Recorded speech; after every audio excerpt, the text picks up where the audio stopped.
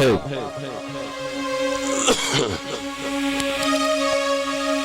ऐसे सैकड़ों कंस आज हैं जिन्होंने सैकड़ों अपनी कन्याओं को मरवा के ठुकवा दिया है, लेकिन वो महापापी, उनके लिए कभी सदगति प्राप्त नहीं होती है। कन्या एक कुल नहीं, दोनों कुलों को पवित्र करती है और कन्या पूजनीय है। शास्त्रों में यहां तक लिखा है कि जो बाप अपनी बेटी के यहां जाकर के भोजन करते हैं और यदि जितना खाया उससे ज्यादा पैसा नहीं देते हैं, यदि जिसने खाया हो अपनी बेटी के यहाँ पैसा ना दिया हो, पूर्णिमा के दिन उस व्यक्ति का नाम भोजपत्र में लिख के जिस ढोर खिलाने गाय खिलाने कीड़ा पड़े हो गए, वो के गरीब में बांधे, कीड़ा नहीं बच सके घाव में। यदि जिसने अपनी बेटी के यहाँ पर भोजन किया है और उसका कुछ भुगतान नहीं किया है और कंसों से के हाथ से छूट करके वह विंध्याचल जाकर के विंध्यवासिनी नाम से प्रसिद्ध हो गई। बोलो विंध्यवासिनी मैया की जय। यहाँ पर रात्रि का समय हुआ। प्रातः काल जब नंद बाबा रोज 4 बजे उठते हैं, नंद बाबा 4 बजे रात्रि में जाकर के गौशाला में वो गाय की सेवा कर रहे थे, क्योंकि गाय की सेवा करना सबसे बड़ी सेवा है। उसी समय आज मैया 8 बज गए सो करके नहीं उठी है। नंद बाबा की 2 बहनें हैं, एक का नाम था नंदा, एक का नाम सुनंदा। नंद बाबा की दोनों बहनें 2-4 महीना पहले से आ गई थी कि हमारी भाभी के यहाँ कुछ होना है, और इसलिए आगे भी जानती थी कि भाभी के पास में 9 लाख हार है। यदि हमारी भाभी के यहाँ पर बेटा हुआ, लाला हुआ, तो 9 लाख हार हमें नेंग में मिल जाएगा। आज उसी समय जब जाकर के मैया नहीं उठी और दौड़ी दौड़ी सुनंदा जाकर के कमरे में पहुंची, देखा कि मैया के बगल में कोई सो रहा है, छोटा सा बालक। उसी समय 108 बार हरि शरणम मंत्र का जाप किया गया। ऐसा ना हो भगवान लाला की जगह पर लाली हो जाए। यदि लाला होगा तो नेंग में 9 लाख हार मिलेगा। माला करने लगी, हरि शरणम हरि शरणम हरि शरणम हरि शरणम हरि शरणम हरि शरणम हरि शरणम हरि शरणम हरि शरणम हरि शरणम हरि शरणम हरि शरणम हरि शरणम हरि शरणम हरि शरणम हरि शरणम। यही एक मंत्र भक्ति का, हरि शरणम हरि शरणम। यही एक मंत्र भक्ति का, हरि शरणम हरि शरणम। यही एक मंत्र भक्ति का, हरि शरणम हरि शरणम। यही एक मंत्र भक्ति का, हरि शरणम हरि शरणम हरि शरणम हरि शरणम हरि शरणम हरि शरणम हरि शरणम हरि शरणम हरि शरणम हरि शरणम हरि शरणम हरि शरणम हरि शरणम हरि शरणम हरि शरणम हरि शरणम हरि शरणम हरि शरणम। जाकर के पीताम्बर घेर के देखा, लगता है कि लाली ना हो, लेकिन जाकर के जब लाला को देखा उसी समय दौड़ी दौड़ी सुनंदा, ताली नहीं थाली बजाती हुई बाबा के पास में गौशाला में गई। बोले बाबा बाबा मैया के यहाँ लाला हुआ है, 75 साल में आज बाबा के यहाँ पर लाला हुआ है। सारे गोप ग्वालों ने, सारे नगरवासियों ने एकादशी का था कि हमारे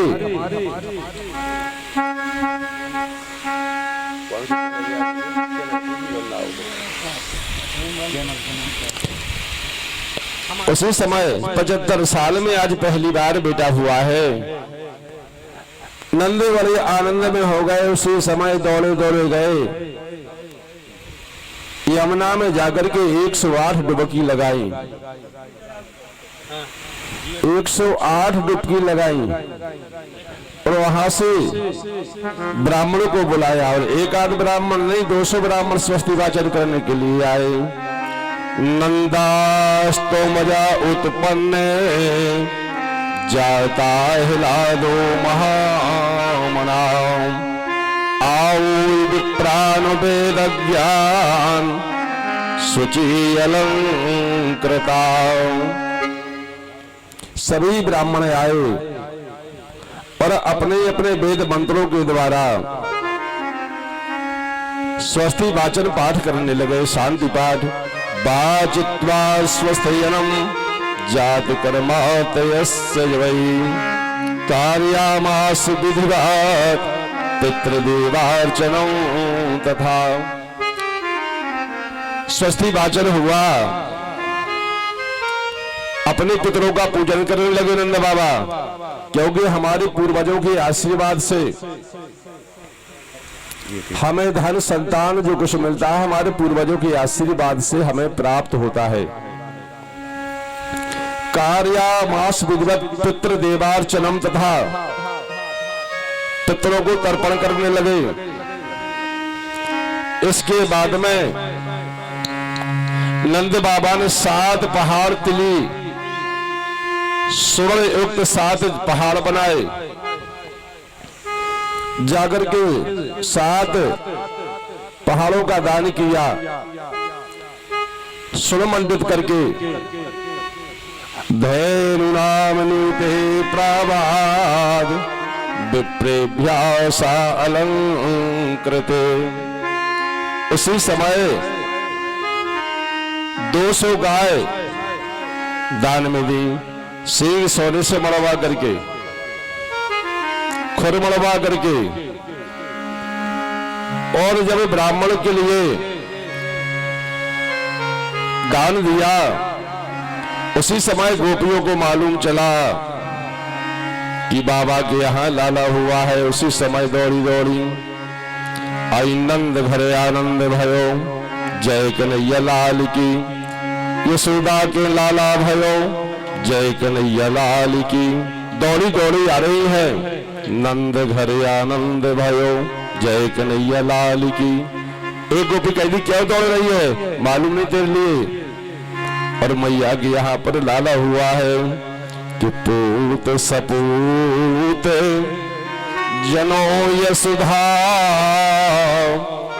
इतनी सुन के वसुधा सब दौड़ी। गोकालों में आनंद भयो, आवत धावत मंगल गारी। नंद कछूत नौ जो दियो, घन श्याम कुबेर कीमती बोरी। देखत मोहे लुटाई दियो, बची बचिया छचिया ना पिछोरी। उसी समय नंद बाबा ने आज सारे दरवाजे खोल दिए हैं। कोई सोना बांट रहा है, कोई हीरे बांट रहा है, कोई चांदी बांट रहा है, कोई पैसा, कोई अन्नदान बांट रहा है। और उसी प्रकार सौमंगलम रो विप्रा सूत मागध बंदिना। सूत मागध आकर के वृंदावली का बखान कर रहे हैं और यहाँ पर जो माताएं हैं ब्रज की गोपियां हैं, बाजहि बाजने नाचत नारी, बाजहि बाजने नाचत नारी, बाजहि बाजने नाचत नारी, बाजहि बाजने नाचत नारी, हंस हंस देते नंद को बारी, हंस हंस देते नंद को बारी, हंस हंस देते नंद को बारी। उसी समय दौड़ आकर के गीत गा रही है, आनंद ले रही है और कहती मैया कन्हैया मेरा है, लाला तो मेरा है। क्यों? हम लोगों ने ही तो एकादशी का व्रत किया है। यशोदा दाती यशोदा, यशोदा कहती कि तुम्हारा ही तो बेटा है, तुम लोगों ने तो ही एकादशी का व्रत किया था, इसलिए हमें बेटा प्राप्त हुआ है। जो दूसरों को यश प्रदान करते हैं, अपजस अपने पास में रखते हैं, उनके घर भगवान आते हैं। लेकिन हमारी समस्या यह है कि हम अपजस दूसरों के माथे पर मर देते हैं और यश हम प्रदान का हविष्य अपने याद के ऊपर लेना चाहते हैं, अपयश दूसरे को देना चाहते हैं। लेकिन यशोदा दाती यशोदा जो दूसरों को यश प्रदान करे, और आज सारी गोपियाओं ने 16 श्रृंगार किया था। आज मैया 75 नहीं 95 साल की हो चुकी यशोदा। 95 साल में साड़ी की 80 वर्ष शादी को हो गए थे। 80 साल बाद का जो जोड़ा है शादी का, आज वो पहना है यशोदा ने, और 16 श्रृंगार किया। यशोदा को ये मालूम नहीं कि ये जो सामान है कहाँ लगाया जाता है, कहीं का सामान कहाँ लगा लिया, आंख का सामान मुंह में लगा लिया, मुंह का आंखों में लगा लिया। लेकिन 16 श्रृंगार किया। जो 90 साल की थी बाबा नंद बाबा ने पगड़ी बांधी, दुपट्टा बांध करके बढ़िया बगलबंदी पहन करके, आज बाबा ने भी 16 श्रृंगार किया है। सजना कोई गलत बात नहीं है, और एक मैचिंग का जमाना है, सभी मैचिंग करते हैं। लेकिन शास्त्र कहते कपड़ों की अकेली मैचिंग नहीं होना चाहिए। केवल कपड़ों की मैचिंग नहीं, सास बहू की मैचिंग होना चाहिए, देवरानी जेठानी की मैचिंग होना चाहिए, ननद भौजाई की मैचिंग होना चाहिए, बाप बेटा की मैचिंग होना चाहिए।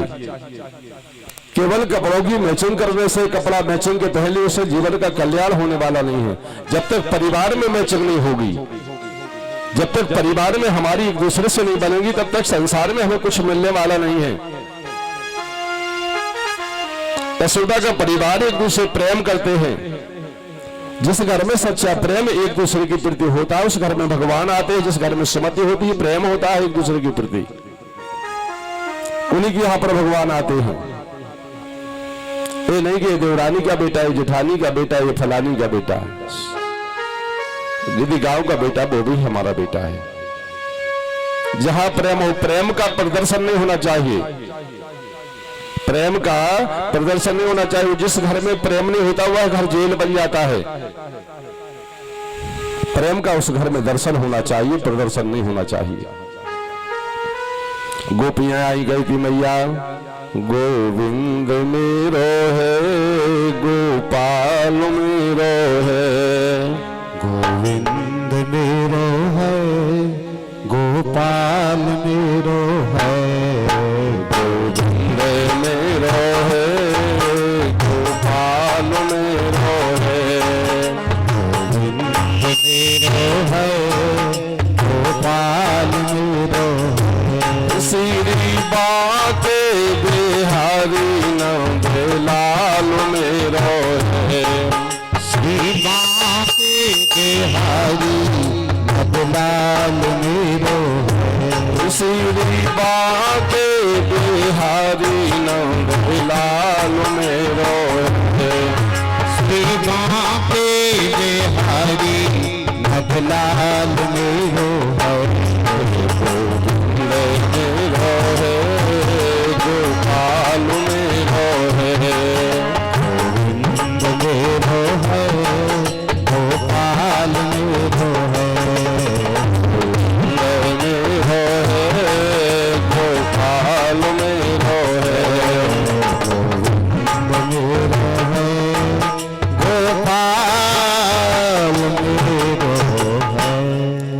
आकर के गोपियां कहती मैया गोविंद मेरा है। मैया कहती कि तुम्हारा ही तो है। यशा ददाती यशोदा, दूसरों को यश प्रदान करती, तुम्हारा ही बेटा है, तुम्हारा ही लाला है। इसी प्रकार और गोपियां कन्हैया को स्पर्श करती हैं, कन्हैया का दर्शन करती हैं। आज गोपियां सारा गोपियों के घर का दरिद्र, जिन जिन गोपियों ने आकर के परमात्मा को हजारों जन्मों से बिछड़ा हुआ जो जीव है,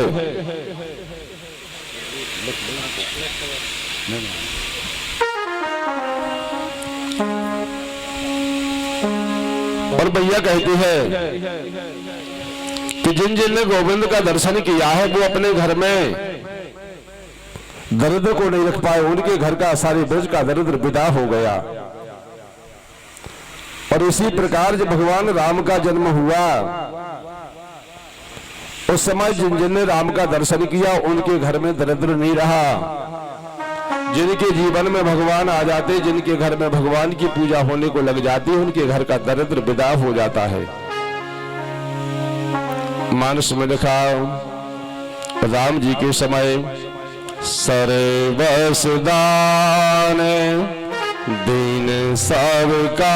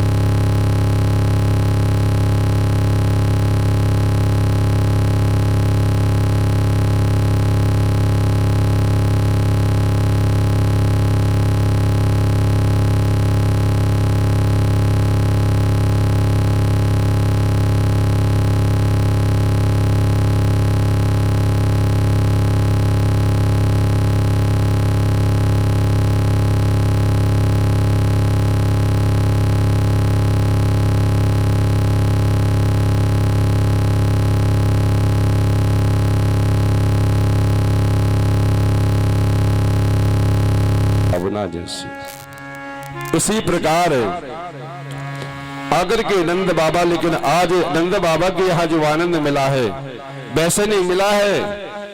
एक बार नंद बाबा पहले 7 जन्म पहले एक ब्राह्मण थे, और ब्राह्मण बनने के बाद में इनका नियम था कि इनने सदाव्रत अपने घर में खोल रखा था, सभी को भोजन कराते थे। और सदाव्रत चलते चलते पंडित जी के घर में कुछ नहीं बचा, जमीन बिक गई, मकान बिक गया, केवल भंडारे में सभी गांव के आसपास क्षेत्र के भोजन करने के लिए आते हैं, सब कुछ चला गया।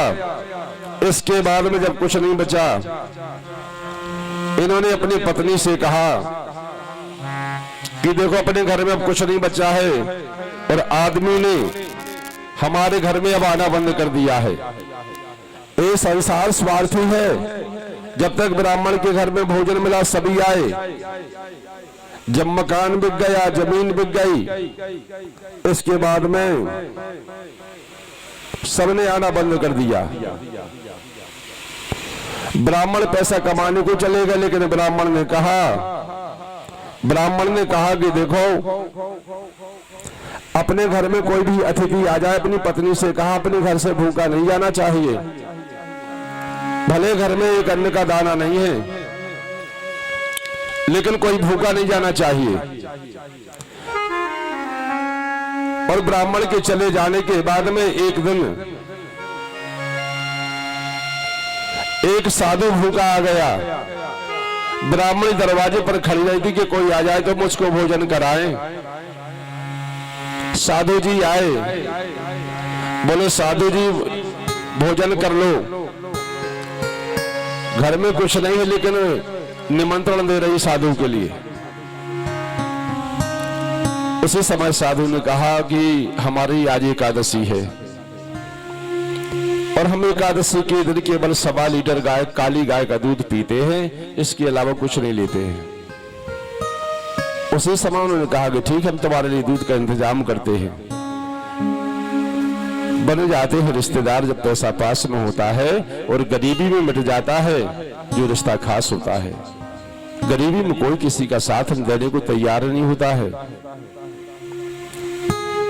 उसी समय उसने जाकर के टेरे लगाई। सबको मालूम था कि ब्राह्मण की सारी संपत्ति बिक चुकी है, ब्राह्मण के पास में ना मकान बचा है, बरिया के पीढ़ी के नीचे चबूतरा पर रहते हैं, इसलिए कोई कुछ उधार देने को भी तैयार नहीं है।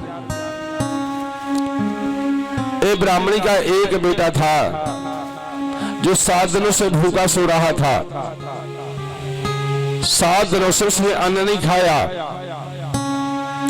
और उसने जाकर के टेरे लगाई कि हमें जो गाय का 1.25 लीटर काली गाय का दूध देगा उसको हम अपना बेटा सौंप देंगे, उसको अपना बेटा दे देंगे उसके दूध के बदले में।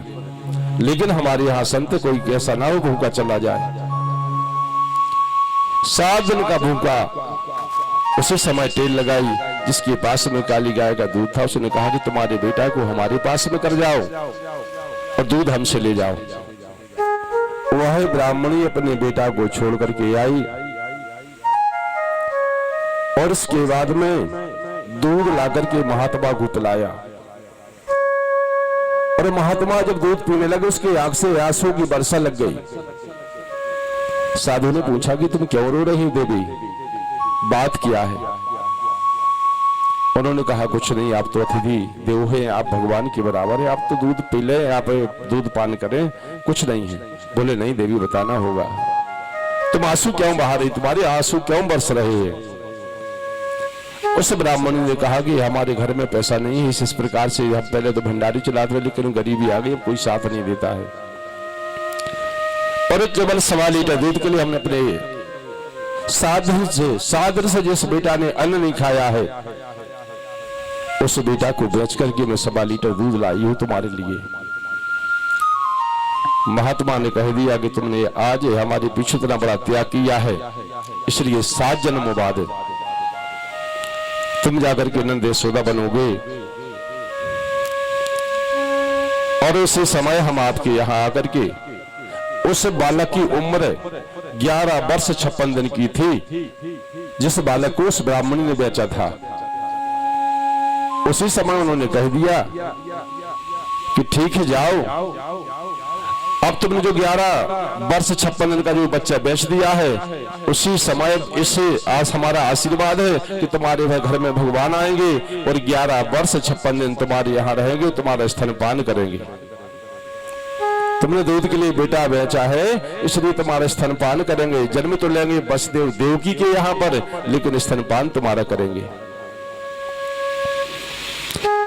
नंद यशोदा नंदा किम करोतु ब्रह्मान श्रेयाय महोदया यशोदा च महाभागा पपौ यस्या स्तनम हरि। यही बात परीक्षित ने भी पूछी कि सुखदेव जी महाराज ऐसा क्यों हुआ कि पपौ यस्य स्तनम हरि, कि किसी माँ के यहाँ जन्म लिया, किसी के यहाँ आकर के स्तनपान किया। नंद बाबा ये 7 जन्म पहले की बात है, फिर इसके बाद में अंतिम जन्म में नंद बाबा दूण बने। दूण नाम के ब्राह्मण यशोदा धरा नाम से प्रसिद्ध हुई, ब्रह्मलोक में निवास करते थे। एक दिन भगवान शंकर और भगवान को साथ में लेकर के बेटा बना करके छोटा बालक बना करके गए ब्रह्मलोक। अतिथि सत्कार इनके घर में भी होता था। अतिथि हमारे देवता है, हमारे घर से कोई भूखा नहीं जाना चाहिए।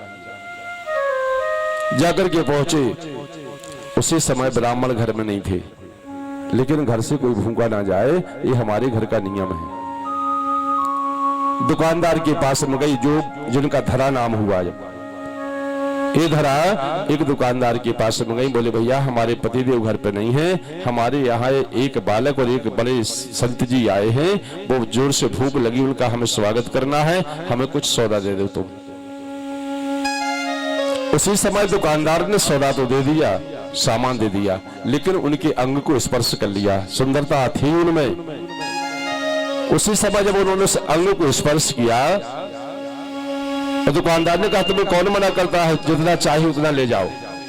उसी समय धरा ने अपना अंग काट करके दुकान में फेंक दिया कि तुम्हें इस अंग से इतना प्रेम, जिस अंग को तुमने स्पर्श किया है, हम इसको तुम्हारे लिए सौंप कर जाते हैं। दुकान पर फेंक दिया। आकर के भगवान शंकर स्वयं महात्मा बनकर के आए थे, भगवान विष्णु बालक बनकर के आए थे। थाली लगाई, लेकिन अतिथि सत्कार करना है। थाली लगाई, खून की धार बहने लगी। जब रक्त की धार को देखा, महात्मा ने पूछा ये क्या बह रहा है, लाल पानी कहां से आ रहा है? और उन्होंने कहा तुम तो चुपचाप भोजन पालो। नहीं बताना पड़ेगा, लाल पानी की धार कहां से आ रही है? जबकि वो धरा के स्तन की यहां से खून की धार लगी हुई थी। इसके बाद में उन्होंने कहा कि ठीक है, तुमने हमारे पीछे अपने अंग को काट करके दुकान में फेंक दिया है, इसलिए हम आज प्रतिज्ञा लेते हैं कि हम अवतार तो वसुदेव देवकी के यहाँ लेंगे, लेकिन यशोदा च महाभागाम पपौ यस्या स्तनम हरि, हम स्तनपान मां यशोदा का करेंगे, स्तनपान यशोदा के घर में करेंगे। इसलिए आज यहाँ पर कन्हैया जो है अपनी लीलाओं को करता है। सभी उत्सव में आए, उत्सव मनाते मनाते सुखदेव जी महाराज कहते आज ऐसा लग रहा है कि साक्षात लक्ष्मी आकर के विराजमान हो गई है ब्रज में। चाहे जो कुछ उठा के कोई सोना दे रहे किसी के लिए, किसी को हीरा दिए जा रहे हैं। यदि रास्ता में मिल जाते कोई, भैया क्या मिला तुम्हारे लिए? बोले हमें तो पंचम जहाज विक्टोरिया के। बोले हमें हीरा मिले कहाँ? बोले 8 नंबर गेट में। उनने भी उतरी फेंके जाके 8 नंबर गेट पे। कोनो सोने के सिक्का लेवे के लाने कहा कि 10 नंबर गेट पे बट रहे, उनने चांदी उतरी फेंकी, एक के बाद में 10 नंबर गेट पे खड़े। आज साक्षात जैसे रमास्यम ब्रज में निवास कर रही हो, लक्ष्मी नीचे आ गई हो, सारे ब्रज में लक्ष्मी दिखाई दे रही है।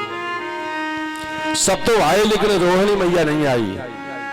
रोहिणी चा महाभागा नंद गोपाभिनंदिता विचरत दिव्यवासा विजकंठा भरण भूषिता। सभी उत्सव में आए, सारे ब्रजवासी आए, लेकिन रोहिणी मैया, दाऊ भैया की माँ जो है रोहिणी, वो नहीं आई।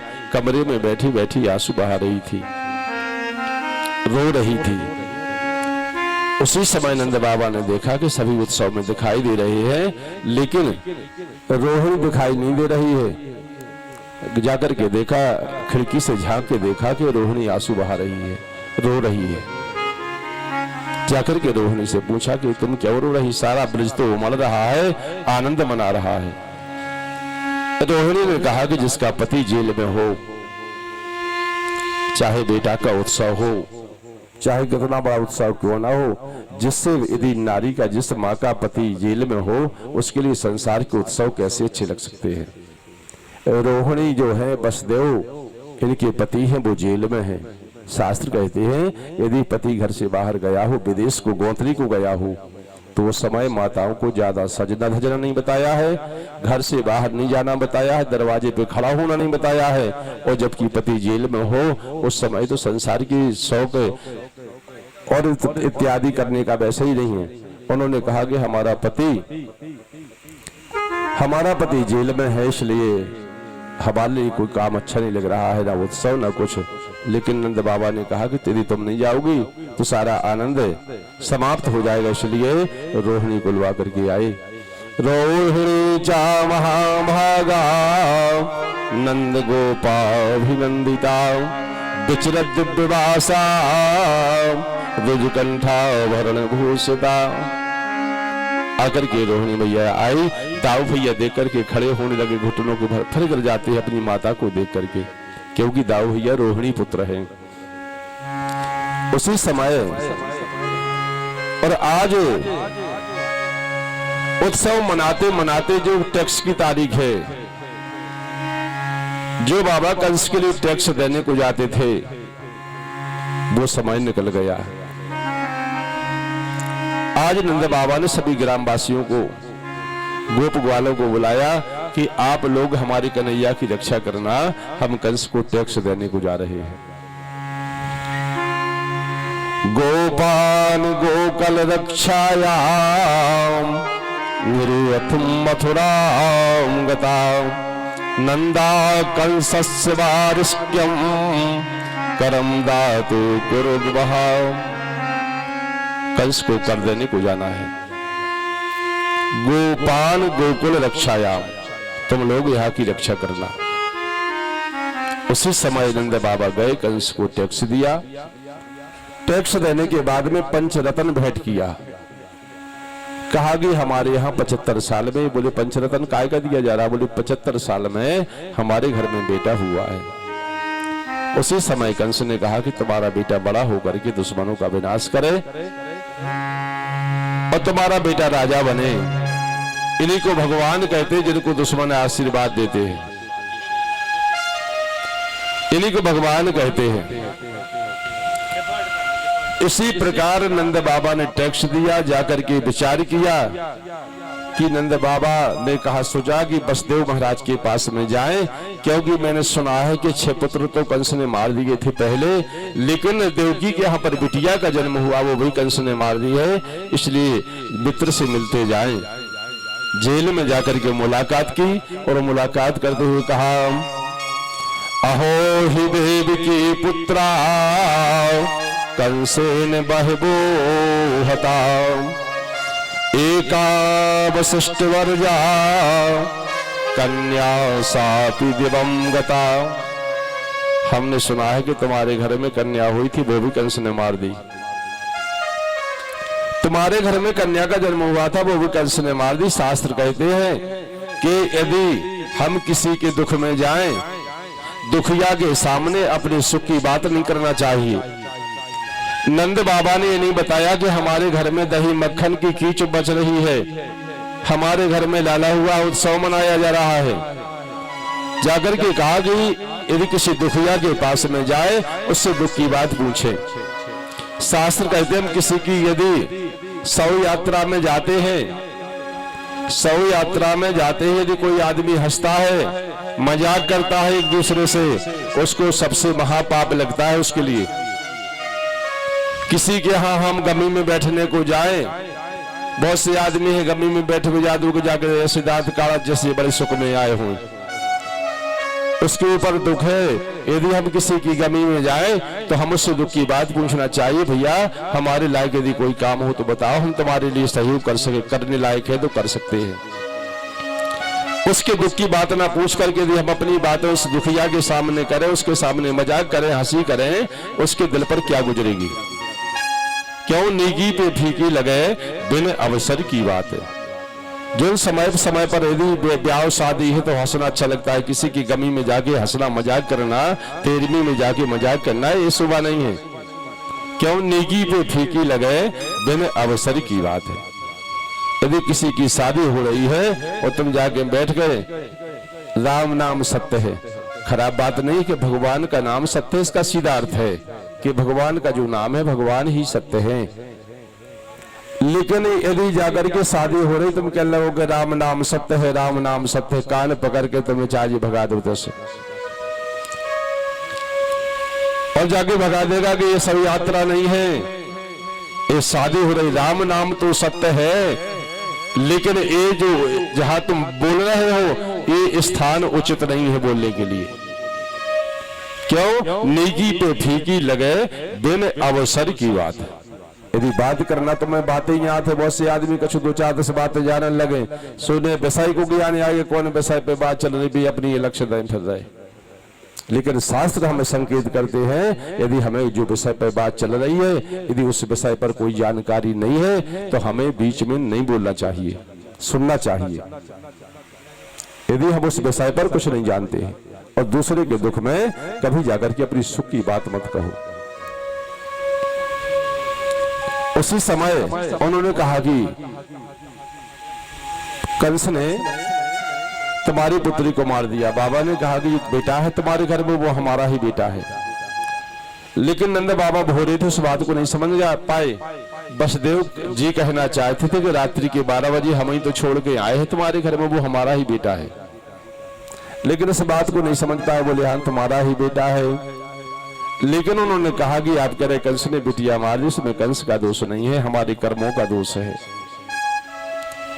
यदि हमारे कर्मों में ऐसा लिखा है, हमारे प्रारब्ध में ऐसा लिखा है, इसलिए हुआ है। को न काहू सुख दुखे करदाता, निज कृत कर्म में भोग सब भाता। काहू सुख दुखे करदाता, निज कृत कर्म में भोग सब भाता। हरे राम राम राम हरे हरे, हरे कृष्ण कृष्ण कृष्ण हरे हरे। हरे राम राम राम हरे हरे, हरे कृष्ण कृष्ण कृष्ण हरे हरे। नंद बाबा ने कहा कि बेटा तुम्हारा ही तो है, लेकिन उन्होंने कहा वसुदेव जी महाराज ने कि उसमें कंस का दोष नहीं, हमारे कर्मों का दोष है। इसके बाद में कंस को मालूम चल गया था कि ब्रज में हमारे मारने वाला पैदा हो गया। आकाशवाणी ने कह दिया था कि तेरा मारने वाला तो जग में ब्रज में उत्पन्न हो चुका है। कंस ने आपातकालीन बैठक बुलाई। उस बैठक में कहा कि हमारा मारने वाला और ब्रज में जन्म ले चुका है, इसलिए 0 से लेकर के 3 वर्ष तक के ब्रज में एक बच्चा नहीं बचना चाहिए। सबने अपनी अपनी बात बताई कि किस प्रकार से बच्चों को मारोगे। जिस प्रकार पंच पोलियो बारों को नारो हतो, नारा था उनका कि जीवन की केवल 2 बूंद। इसलिए उन्होंने कहा कि 0 से लेकर के 5 वर्ष तक, और यहाँ पर कंस ने कहा 0 से लेकर के 3 वर्ष तक के एक बच्चे नहीं बचना चाहिए। पूतना खड़ी हो गई, पूतना ने के जो काम हम कर दें। कंस के लग तुम कैसे कर दो, तुम्हारे 5-5 इंच के दांत हैं, एक के बाद में विकराल शरीर है, राक्षसी हो तुम, तुम्हें कोई अंदर क्यों जाने देगा। पूतना ने कहा कि हम प्लास्टिक सर्जरी करा लेंगे। दांत छोटे करवा लेंगे, घूंघट लंबा कर लेंगे। बोले ठीक, प्लास्टिक सर्जरी हो जाएगी, सब हो जाएगा, लेकिन ये बताओ जाओगी कैसे, मारोगी कैसे बच्चों के लिए? उसने कहा कि अहो बकीयम स्थन कालकूटम जिघ्यान सयापायेद पुसादवी। अहो बकीयम स्थन कालकूटम, हम अपने स्थलों में कालकूट जहर, ये जहर नहीं, सिसिया दवाई वाला जहर नहीं, कालकूट जहर लगा करके जाएंगे। पिलाने की आवश्यकता नहीं, केवल स्पर्श मात्र से बच्चों के प्राण निकलते जाएंगे, सारे ब्रज के बच्चों को समाप्त कर देंगे। पूतना कालकूट जहर लगा करके आई थी, कोई साधारण जहर लगा करके नहीं आई थी। उसी समय जब पूतना आई, भगवान ने देखा कि मौसी आ रही है, और भगवान ने विचार किया।